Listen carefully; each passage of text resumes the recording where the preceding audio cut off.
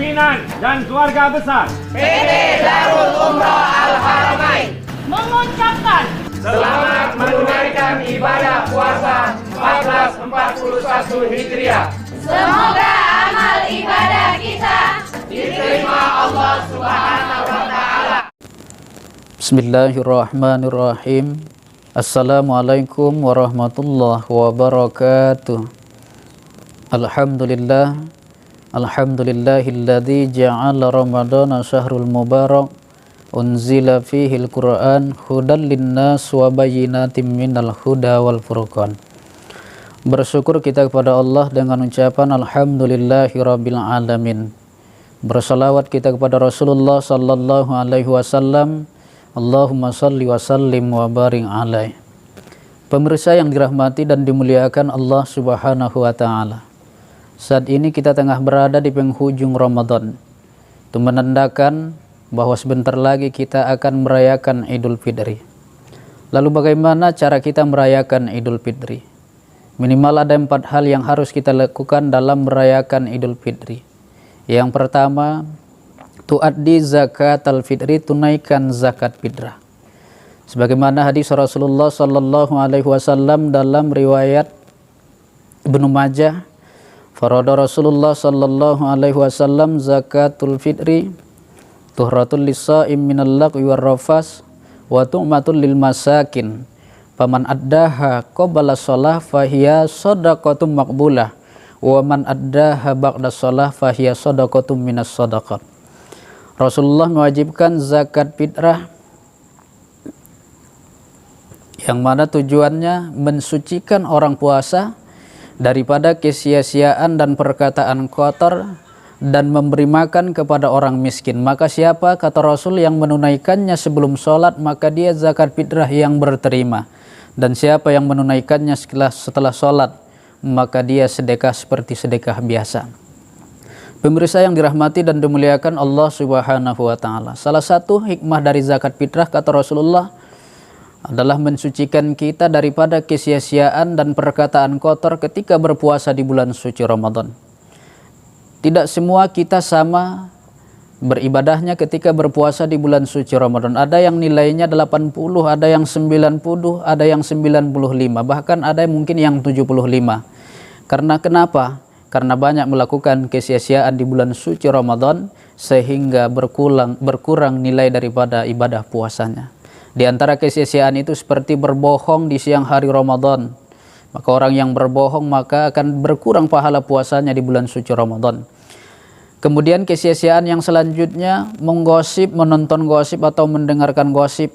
Ada lagi an-namimah, mengadu domba, an-nazru bisyahwat, memandang lawan jenis dengan nafsu. Kemudian yang terakhir ada bersumpah palsu. Maka semua ini adalah bagian daripada kesia-siaan ketika berpuasa di bulan suci Ramadan. Maka untuk membersihkan itu semua, kata Rasulullah, tunaikan zakat fitrah. Mengenai pahala zakat fitrah bagaimana besarnya? Seperti terjadi di zaman Rasulullah, khalifah atau sahabat Utsman bin Affan lupa menunaikan zakat fitrah. Dan dia ingat setelah selesai sholat id bahwa dia belum menunaikan zakat fitrah. Setelah pulang ke rumah, lalu dia menjual unta kesayangannya, dan uangnya itu dibelikannya seorang budak lalu dimerdekakannya. Lalu dia menjumpai Rasulullah, ya Rasul, saya baru ingat belum memberikan zakat fitrah setelah selesai sholat id. Bagaimana itu Rasul? Dan saya sudah menjual unta kesayangan saya dan saya belikan seorang budak lalu saya merdekakan. Apa kata Rasulullah? Andaikan kamu merdekakan 100 budak pun, itu belum bisa menyerupai pahala daripada zakat fitrah.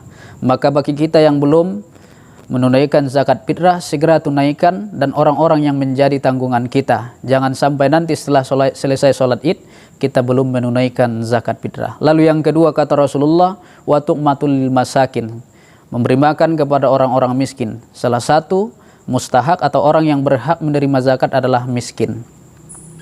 Pemirsa yang dirahmati dan dimuliakan Allah Subhanahu wa Ta'ala. Lalu yang kedua, cara merayakan Idul Fitri kita adalah bikasratit takbir, dengan memperbanyak takbir. Karena Allah telah berfirman dalam Al-Quran surah Al-Baqarah ayat 185. Kata Allah, walitukmilul iddata, hendaklah kalian sempurnakan bilangan bulan suci Ramadan. Walitukabbirullah, dan bertakbir kepada Allah ala ma hadakum, atas hidayah yang telah Allah berikan kepada kamu. Wala'allakum tashkurun, mudah-mudahan kamu menjadi orang yang bersyukur.